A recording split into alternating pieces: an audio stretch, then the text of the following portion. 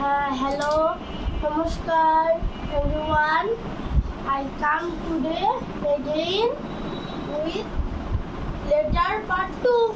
So no more talk, let's start it. Letter part 2. Vowel স্বরবর্ণ যে সকল বর্ণ অন্য বর্ণের সাহায্য ছাড়া নিজে নিজে উচ্চারিত হতে পারে সেগুলোকে ভায়েল বা স্বরবর্ণ বলে।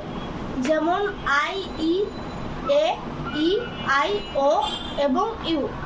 এই পাঁচটি বর্ণ বা লেটারকে সাধারণত ভায়েল বা স্বরবর্ণ বলে।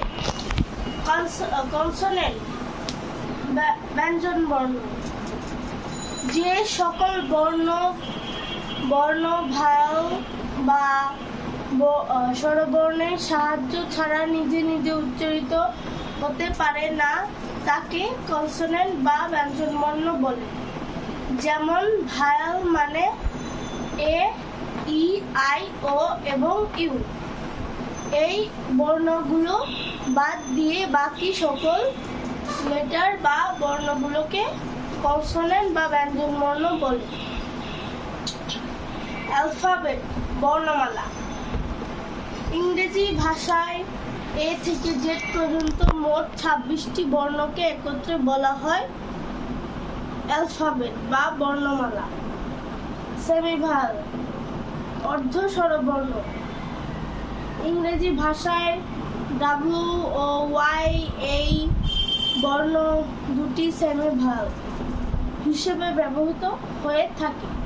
আবার ডাব্লিউ ও ওয়াই বর্ণ দুটি কখনো কখনো কনসোনেন্ট হিসেবেও ব্যবহৃত হয়ে থাকে।